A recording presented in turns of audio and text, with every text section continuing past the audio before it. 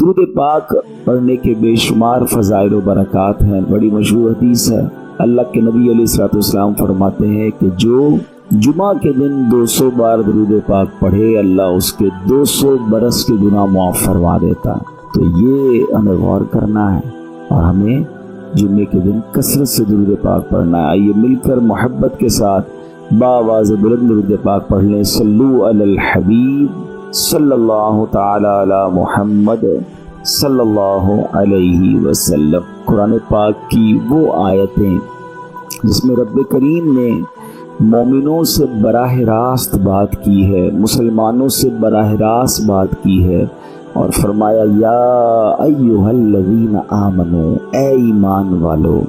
وہ ہم نے انشاءاللہ سیریز کو لے کے چلنا ہے اور ہم نے اس بیان کا یا اس ٹاپک کا نام رکھا ہے قرآن کی باتیں۔ تو پہلی آیت ہم کور کر چکے تھے جس میں نبی پاک علیہ الصلوۃ والسلام کی شان بڑے شاندار انداز میں سورہ بقرہ کی وہ آیت تھی جس میں ہمیں یہ بتایا گیا تھا کہ اے ایمان والو، پیارے آقا سے بات کیسے کرنی ہے، ان کو راعنا نہیں کہنا، ان کو انظرنا کہنا ہے۔ آج جو ہم نے آیت پڑھنی ہے قرآن پاک کی، جس آیت کو سمجھنا ہے، یہ بھی قرآن پاک کی سورہ بقرہ کی آیت ہے، پارہ نمبر 2 ہے اور آیت نمبر 153 ہے۔ بیوٹیفل آیت and so many good lessons from that آیت۔ اب وہ آیت کون سی ہے؟ بسم اللہ الرحمن الرحیم۔ یا ایھا الذین آمنوا استعینوا بالصبر والصلاۃ ان اللہ مع الصابرین۔ ترجمہ اس کا کیا ہے؟ اے ایمان والو، صبر اور نماز سے مدد مانگو، بے شک اللہ صابروں کے ساتھ ہے۔ اب یہاں بہت خوبصورت باتیں ہمیں سیکھنی ہیں کہ صبر اور نماز سے مدد مانگو۔ قرآن ہمیں راستہ بتا رہا ہے کہ آپ کو ہیلپ چاہیے تو صبر اور نماز کے ذریعے آپ نے ہیلپ لینی ہے۔ اب اس کا مطلب یہ ہوا کہ عبادات کی ادائیگی، گناہوں سے رکنے اور نفسانی خواہشات پورا نہ کرنے پر صبر کیا جائے۔ اور نماز چونکہ تمام عبادات کی اصل ہے، اہل ایمان کی معراج ہے، اللہ اور بندے کے درمیان ایک بیوٹیفل کانٹیکٹ ہے، تو اس لیے اس سے بھی مدد طلب کرنے کا حکم دیا گیا ہے۔ یہ بھی یاد رہے کہ بدن پر باطنی اعمال میں سب سے سخت صبر ہے اور ظاہری اعمال میں سب سے مشکل نماز ہے۔ یہ بڑی اہم بات ہے۔ کچھ اعمال وہ ہیں جن کا تعلق دل سے ہوتا ہے، انسائٹ ہوتا ہے۔ انسائٹ اعمال میں سب سے مشکل کام کیا ہے؟ صبر کرنا۔ اور ظاہری عبادتوں میں، جسمانی عبادتوں میں سب سے مشکل کام کیا ہے؟ نماز پڑھنا۔ تو یہ 2 اہم کام دیے گئے کہ صبر اور نماز سے مدد چاہو۔ اچھا، اب ہم دیکھتے ہیں کہ صبر اور نماز سے مدد ملتی کیسے ہے اور سرکار دو عالم صلی اللہ تعالی علیہ وسلم کا اس میں کیا معمول تھا، اب ذرا سنیے گا۔ اب نبی پاک علیہ الصلوۃ والسلام کا یہی معمول تھا۔ حضرت حذیفہ رضی اللہ تعالیٰ عنہ فرماتے ہیں نبی کریم علیہ الصلوۃ والسلام کو جب کوئی سخت مہم پیش آتی تو آپ علیہ الصلوۃ والسلام نماز میں مشغول ہو جاتے۔ جب میں خود اس آیت کی کچھ دنوں پہلے تیاری کر رہا تھا تو بڑا ایک نیا کہتے ہیں نا نیا باب آنکھوں کے سامنے کھلا کہ یقیناً جب ہم پرابلم میں آتے ہیں ہم دعا بھی کرتے ہیں، ہم لوگوں سے بھی کہتے ہیں، مگر کیا ڈائریکٹلی ہم نماز کی طرف جاتے ہیں؟ حالانکہ قرآن نے ہمیں پرابلمز کا سولوشن کیا دیا ہے کہ صبر اور نماز سے مدد چاہو۔ اب آگے چلیں، حضرت عمر فاروق کا بھی یہی عمل تھا کہ کوئی مشکل درپیش آتی تو آپ رضی اللہ تعالیٰ عنہ کو اگر کبھی اسلامی فوجوں کے آنے میں تاخیر پتہ چلتی، یعنی آپ چونکہ جنگوں کے لیے فوجوں کو روانہ کرتے تھے، بہت شاندار اسٹریٹجک پلانر تھے، تو اب فوج گئی اور ایکسپیکٹیشن یہ تھی کہ فلاں ٹائم کو واپس آ جائے گی۔ اس زمانے میں ٹیلی فون تو تھا نہیں، انٹرنیٹ تو تھا نہیں کہ لوکیشن شیئر ہو جائے گی، یہ کال آ جائے گی کہ سر ہم یہاں رکے ہوئے ہیں۔ اب ٹائم ہو جاتا اور فوج واپس نہ آتی نا تو آپ اب اس کو کیا کرتے کہ اب پتہ تو نہیں کیا ہوا ان کے ساتھ، خیریت سے آ جائیں، تو آپ نماز میں مشغول ہو جاتے، نماز کے لیے کھڑے ہو جاتے۔ اب کیا ہمارے ساتھ کبھی ایسا ہوتا ہے کہ ہمارا بچہ کہیں گیا ہے، اس کی خبر نہیں آ رہی، یا کوئی چیز ہماری آنی ہے ابھی تک پہنچی نہیں ہے، یا کوئی اچھی نیوز نہیں آ رہی ہے، تو ہم کیا اس کے لیے نماز کی طرف جاتے ہیں؟ کہ نبی پاک کا ہمیشہ معمول رہا۔ حضرت عبداللہ بن محمد حنفیہ رحمۃ اللہ تعالی علیہ فرماتے ہیں کہ میں اور میرے والد ایک انصاری رشتہ دار کے پاس عیادت کرنے گئے جب نماز کا وقت ہوا تو انہوں نے اپنے اہل خانہ میں سے کسی کو پکارا کہ اے لڑکی وضو کا پانی لے آؤ اور ہمارے لیے نماز میں راحت پہنچاؤ، نماز پڑھ کر میں راحت پاؤں، جلدی سے وضو کا پانی لے آؤ۔ تو کہتے ہیں ہم نے ان انصاری شخصیت کے الفاظ پر بڑا تعجب کیا کہ نماز سے راحت کیسے ملتی ہے؟ تو انہوں نے کہا میں نے نبی پاک علیہ الصلوۃ والسلام کو فرماتے سنا ہے، اے بلال کھڑے ہو اور ہمیں نماز کے ذریعے راحت پہنچاؤ۔ It means namaz is a relaxation for all of us. نماز is the way to solve your problem. آپ کو جب کوئی پرابلم آئے نا، آپ اللہ کی بارگاہ میں نماز کے لیے کھڑے ہو جائیں، مکروہ وقت نہیں ہے، آپ نوافل پڑھنا شروع کر دیں، آپ دیکھیں نماز ہیلپ کرے گی آپ کی، نماز سے آپ کے لیے راحتیں ہو جائیں گی۔ آپ کی حضرت عبد الرحمن بن عوف کتنے بڑے صحابی ہیں رضی اللہ تعالیٰ، یہ وہ صحابی ہیں کہ جو عشرہ مبشرہ میں سے بھی ہیں، and he was billionaire on that time۔ سب سے امیر صحابہ میں جو نام آتے ہیں وہ حضرت عثمان غنی اور حضرت عبد الرحمن بن عوف رضی اللہ تعالیٰ کے نام آتے ہیں۔ آپ کا ایک بار بے ہوشی غشی طاری ہوئی، ٹھیک ہے، انکانشیس ہو گئے آپ، تو آپ کی والدہ نے کیا کیا؟ آپ کی والدہ، لوگ سمجھے کہ آپ کی جان نکل گئی ہے، آپ کی والدہ مسجد کی طرف چل پڑی تاکہ وہاں جا کے نماز پڑھیں اور اس سے مدد حاصل کریں۔ جب حضرت عبد الرحمن بن عوف کو ہوش آیا نا تو لوگوں نے کہا کہ آپ کی طبیعت کیسی ہے؟ تو آپ نے کہا کیا مجھ پر غشی طاری ہو گئی تھی ہیں؟ تو کہا جی۔ تو کہتے ہیں بے شک میری بے ہوشی میں میرے پاس دو فرشتے آئے اور کہنے لگے تم چلتے نہیں کہ ہم تمہیں خدا کی بارگاہ میں لے جائیں اور تمہارے بارے میں فیصلے لیے جائیں؟ دوسرے فرشتے نے کہا انہیں لوٹا دو، یہ ان افراد میں سے ہے جن کے لیے ان کی ماؤں کے پیٹ میں ہی سعادت مندی لکھ دی گئی تھی، اور ان قریب اللہ تعالیٰ ان کے ذریعے ان کی اولاد کو جب تک چاہے گا نفع دے گا۔ اس کے بعد آپ رضی اللہ تعالیٰ ایک مہینہ مزید زندہ رہے، اس کے بعد انتقال ہوا۔ تو پتہ چلا کہ آپ کی والدہ نے نماز پڑھی، اللہ سے مدد مانگی اور آپ کو اللہ نے ایک نئی زندگی عطا فرمائی۔ تو آپ اپنی زندگی میں اس پریکٹس کو آج اس آیت سے دیکھیں، ہم نے کرنا کیا ہے؟ ہم جو بیان میں آئیں تو صرف بیان نہیں سننا ہے، ہم نے اللہ نے مجھے کہا کیا ہے، ہم اس ٹاپک کو لے کے اسی لیے چل رہے ہیں نا کہ میرے رب نے ڈائریکٹلی مجھ سے کیا بات کی ہے۔ تو آج اس آیت میں یہ لیسن مل رہا ہے کہ جب کسی پرابلم میں ہیں، کلیمٹی میں ہیں، تو اللہ کی طرف جانا ہے اور نماز سے مدد چاہنی ہے۔ وَاسْتَعِينُوا بِالصَّبْرِ وَالصَّلَاةِ۔ اچھا آپ دیکھیں پیارے آقا کی نماز کی کیسی عادت تھی، بادل گرجتے تھے، آندھی چلتی تھی، کسی بری خبر کی اطلاع آ رہی ہوتی تھی، نبی پاک نماز کی طرف چلے جاتے۔ اچھا آپ مجھے بتائیں نماز استسقاء کیا ہے؟ بارش نہیں ہو رہی ہے، پیارے آقا نماز پڑھا رہے ہیں۔ سورج گہن ہو رہا ہے، نبی پاک نماز پڑھا رہے ہیں۔ چاند گہن ہو رہا ہے، پیارے آقا نماز کی طرف، یعنی کس قدر اللہ کی طرف رجوع ہے۔ And when ever any thing bed happen یا گوئنگ ٹو بیڈ ہیپن، ہونے والی لگ رہی ہے، کچھ بڑا ہونے والا ہے، ہمیں بھی تو خبریں آ رہی ہوتی ہے نا کہ بھائی کل بہت شدید بارش ہوگی، اللہ نہ کرے کوئی اور بری خبر ایکسپیکٹیشن ہے، آپ کو کاروبار میں کوئی ایسی خبر آنے کا ڈر ہے، یا آپ کی کوئی شپمنٹ جاری ہے، واٹ ایور آپ چاہتے ہیں ہر چیز بہتر ہو جائے۔ قرآن نے فارمولا دیا نا وَاسْتَعِينُوا بِالصَّبْرِ وَالصَّلَاةِ، اللہ نے ڈائریکٹلی مجھے اور آپ کو کہا ہے۔ تو from now on words make your practice کہ میں نے انشاءاللہ نماز سے مدد لینی ہے، اور آپ اپنی آنکھوں سے دیکھیں گے اور آپ اللہ سے عرض بھی کریں کہ اللہ تو نے قرآن میں کہا ہے مدد لے، میں نے کھڑا ہو گیا نماز کے لیے، تو نماز سے آپ نے مدد لینی ہے۔ اچھا اب اس کے بعد آیت کا جو سیکنڈ پارٹ ہے کہ صبر سے بھی مدد لینی ہے، اور آگے کیا فرمایا؟ ان اللہ مع الصابرین، اللہ صابروں کے ساتھ ہے۔ سبحان اللہ، اس کا مطلب یہ ہوا کہ اللہ تعالیٰ اپنے علم و قدرت کے ساتھ ویسے تو ہر کسی کے ساتھ ہے، لیکن یہاں صبر کرنے والوں کا خاص ذکر اس لیے ہوا تاکہ انہیں معلوم ہو جائے کہ اللہ تعالیٰ ان کی مشکلات کو دور فرما دے گا، مگر کرنا کیا ہے؟ صبر کرنا ہے۔ اچھا اب صبر کے بارے میں دو باتیں بڑی اہم ہیں کہ صبر نارملی ہم جب بھی صبر کے بارے میں سنتے ہیں تو صبر ہم کہتے ہیں یار تکلیف آئی ہے صبر کرو، یقیناً یہ بھی صبر ہے، مگر صبر کی ایک اور قسم بھی ہے جو اس سے بھی سپیریئر ہے، جو اس سے بھی افضل ہے، اور وہ کیا ہے؟ گناہ کے لیے دل چاہے، حرام کے لیے دل چاہے، نفسانی خواہشات برا کام کروانا چاہ رہی ہیں اور بندہ اس پر صبر کرے۔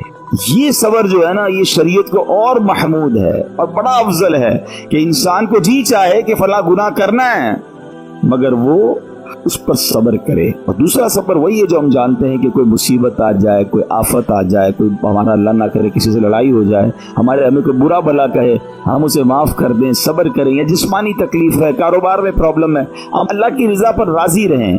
तो ये दो किस्म के सब्र हैं। और जब कोई बंदा सब्र करता है ना, तो कुरान और हदीस और बुजुर्गान दीन के अकवाल से मैं आप इसको इसके 10 फ़ायदे बताना चाहता हूँ। मैं कहता जाऊँगा, आप अल्लाह के ज़िक्र की नीयत से सुबहान अल्लाह भी कहते रहें, जन्नत में दरख्त भी लगाते रहें। ठीक है। अल्लाह ताला सब्र करने वालों के साथ है। सब्र करने वाले को उसके अमल से अच्छा अजर मिलेगा। सब्र करने वाले को बेहिसाब अजर मिलेगा।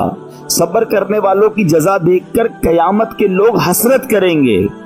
सब्र करने वाले रब्ब करीम की तरफ से दुरूद व हिदायत और रहमत पाते हैं।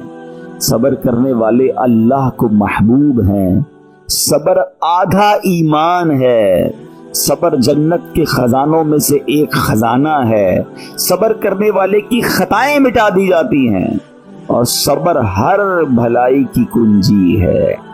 अब आते हैं इन दोनों सब्र को थोड़ा सा डिफाइन करते हैं। एक नफसानी ख्वाहिशात, गुनाह का जी चाहता है, क्योंकि नफ्स है ना, वो तो हर वक्त मौज मस्ती चाहता है, वो तो हर वक्त चाहता है जनाब बस ये भी काम कर लूँ, वो भी कर लूँ। अब मुझे ये देखना है कि मेरा ये काम अल्लाह को राजी करेगा या रब को नाराज कर देगा।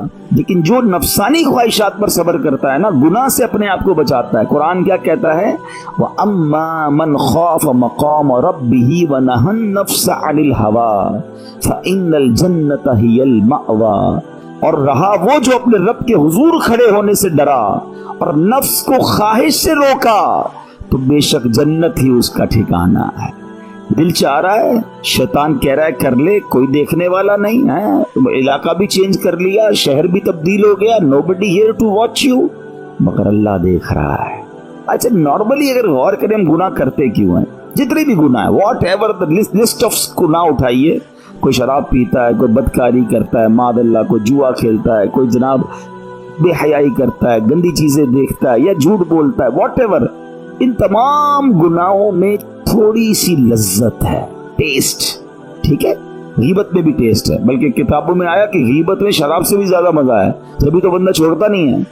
अच्छा, लेकिन तमाम टेस्ट में एक बड़ी अहम बात अब मैं कहने जा रहा हूँ। ये बुजुर्ग ने बड़ी कमाल की वन लाइनर हमें दे दिया है। वो कहते हैं कभी भी लज्जत के लिए गुनाह मत करना, क्योंकि लज्जत खत्म हो जाएगी, गुनाह का जवाब और पनिशमेंट बाकी रह जाएगी।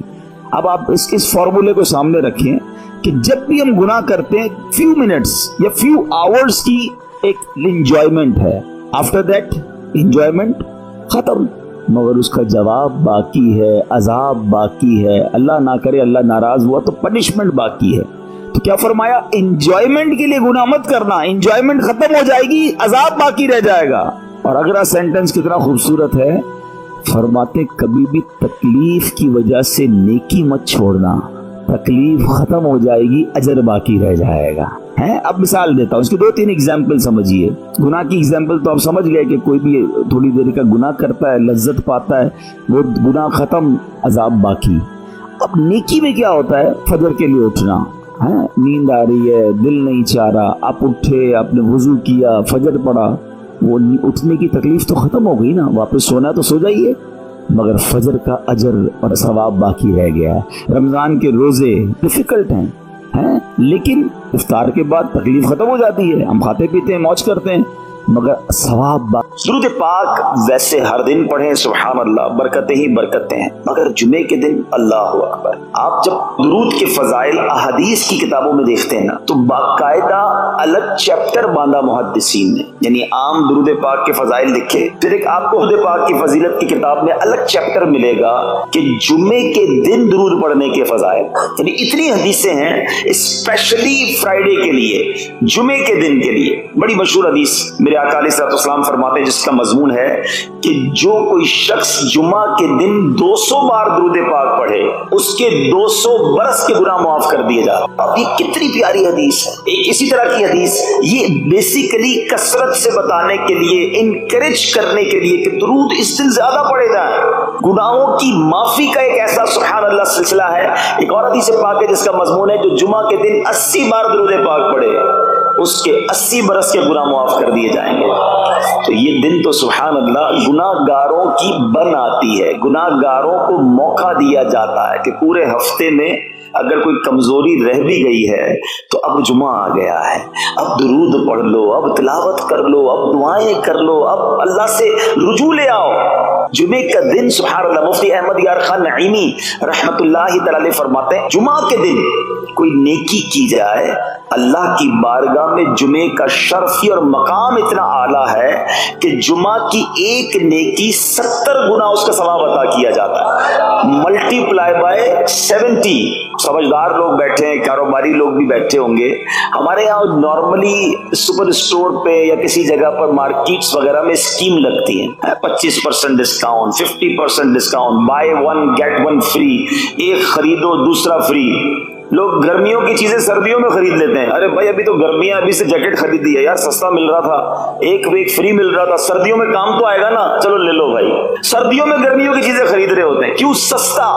دنیا کے نفع کے لیے، دنیا کے بینیفٹ کے لیے ٹریول بھی کرتے ہیں، جا کر خرچ بھی کرتے ہیں۔ مجھے اچھی طرح یاد ہے افریقہ کے غالباً ایک ملک میں تھا، بارڈرز ملے ہوئے ہوتے ہیں، ہم بارڈر ہم نے کراس کیا، ایک ملک کا جیسی بارڈر کراس کیا، بارڈر کراس کرتے ہی ایک بہت بڑا ویرانہ تھا لیکن بہت بڑا شاپنگ مال بنا ہوا اور گاڑیوں کی قطاریں۔ تو میں نے اسلامی بھائی سے پوچھا یار اس ویرانے میں اتنا بڑا شاپنگ مال اور اتنی گاڑیاں؟ تو انہوں نے وجہ پتہ کیا بتائی؟ کہتے جس ملک کے بارڈر کے ساتھ یہ سٹور ہے نا، اس ملک میں ٹیکس ہے، یہ ملک ٹیکس فری ہے۔ اچھا اس ملک نے اپنے بزنس کو چلانے کے لیے اپنے ملک کے اندر مال بنے ہوں گے، ایک اسپیشل مال یہاں بنا دیا تاکہ اس ملک والے سفر کر کے آئیں اور پورے مہینے کا سامان اس اسٹور سے لے کے واپس چلے جائیں، صرف ٹیکس بچانے کے لیے ایک مہینے کا سامان۔ اور اچھا گاڑیوں کی لائنیں۔ اب بتاؤ یار، ہم دنیا کمانے کے لیے، سفر کرنے کے لیے تیار ہیں، نفع کمانے کے لیے وقت دینے کے لیے تیار ہیں۔ ہر جمعے اسکیم اناؤنس ہے، ایک نیکی کرو 70 گنا ثواب کماؤ گے۔ بتاؤ کیا ذہن ہونا چاہیے کہ یار بس جمعے کا دن تو قرآن پڑھوں گا، درود پڑھوں گا، صدقہ کروں گا۔ سبحان اللہ، ڈھونڈ ڈھونڈ کے ہمارے صحابہ علیہ الرضوان ڈھونڈ کے نیک اعمال کرتے تھے کہ یہ بھی عمل کر لوں، یہ بھی کر لوں، اور جمعے کے دن اسپیشلی۔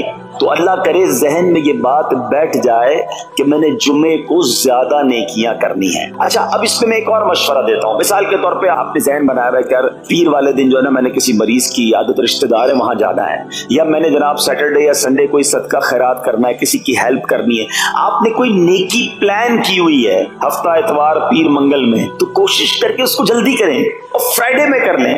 ایک پوائنٹ آپ نے دیکھا، میں نے یہ نہیں کہا کہ اس کو اگلے جمعے کریں، ہاں ڈیلے نہ کریں، تھوڑا جلدی کر کے اس جمعے کو کریں تاکہ 70 گنا جو ہے وہ اس میں ثواب کما لوں، برکتیں حاصل کر لوں۔ تو اللہ کرے کہ میں اور آپ نیکیوں کے حریص بن جائیں۔ نیکیوں کی جو لالچ ہے نا، لالچ میں یہ بھی کر لوں، میں یہ بھی کر لوں، میں سجدہ بھی کروں، میں تلاوت بھی کروں، میں صدقہ بھی دوں، یہ تو نصیب والوں کو ملتا ہے۔ اور صحابہ کرام میں ہمیں نظر آتا تھا، پیچھے نہیں ہٹتے تھے صحابہ، ہمیں اعلان کیا جا رہا ہے کہ یہ موقع ہے، یہ نیکی ہے، اور پھر بھی کوئی نظر نہیں آتا۔ اللہ کرے کہ یہ جذبہ، کیونکہ یاد رکھو جس طرح کاروباری لوگ کہتے ہیں نا سیزن ہے نیکیاں کر لو، بالکل اسی طرح میری اور آپ کی سانسیں باقی ہیں نا، نیکیوں کا سیزن جاری ہے۔ اتنی نیکیاں کمانی ہے، کما لو، یہ مائنڈ سیٹ بنا لو کہ یار پتہ نہیں کب مر جاؤں، اور نیکی اور نیکی۔ جس طرح پیسے کمانے کا ذہن ہوتا ہے نا، اللہ کرے اس سے زیادہ میرا اور آپ کا نیکیاں کمانے کا ذہن ہو جائے، تھوڑی اور نیکی کما لو، تھوڑی اور۔ مثال کے طور پہ آپ کہیں جا رہے ہیں، کسی نے کہا ذرا بیٹھیے 10 منٹ بعد وہ بھائی آئیں گے۔ اب ہم 10 منٹ کس طرح گزارتے ہیں؟ موبائل نکالا اور جناب دیکھنا شروع، 10 منٹ کیا 15 منٹ بھی گزر جائیں پتہ نہیں چلے گا، لیکن یہ 15 منٹ میں کیا ملا؟ شاید گناہ ہی ملے ہوں گے، کیونکہ ہمارے موبائل میں تو بہت ساری چیزیں ایسی ہیں یا تو حرام دکھا دیتی ہیں یا حرام سنا دیتی ہیں۔ لیکن اگر نیکیوں کا ذہن ہو تو بندہ سوچے یار 10 منٹ میں تو میں سورہ یاسین پڑھ سکتا ہوں، 10 قرآن کا ثواب ہے۔ موبائل میں قرآن پاک ڈاؤن لوڈ ہو، قرآن شریف نکالا اور یاسین شریف پڑھ لی، ویٹنگ ایریا کے اندر 10 قرآن کا ثواب کما لیا۔ اگر یہ مائنڈ سیٹ ہو بندہ کہ یار اتنی دیر میں تو 100 بار درود پاک پڑھ لوں گا، اور آقا علیہ السلام فرماتے ہیں جو 100 بار درود پاک پڑھے اس کی دونوں آنکھوں کے درمیان لکھ دیا جاتا ہے کہ یہ بندہ دوزخ کی آگ اور نفاق سے بری ہے۔ 5 منٹ 10 منٹ میں میں اتنی نیکیاں کما سکتی، لیکن مائنڈ سیٹ ہی نہیں ہے، گھنٹوں ضائع کر دیں گے، نیکی کمانے کا ذہن نہیں بنتا۔ اگر یہی 10-15 منٹ میں مجھے پیسے ملنے ہوتے تو بتاؤ ہم کیا کرتے؟ اللہ کرے دل میں اتر جائے میری بات۔ تو بہرحال جمعہ کا دن یہ بہت کمال کا دن ہے. ہر جمعے کے دن آپ کو اونٹ صدقہ کرنے کا ثواب مل سکتا ہے. ایک اونٹ کتنے کا آتا ہے؟ 1.5-2 لاکھ روپے کا تو ہوتا ہے. 2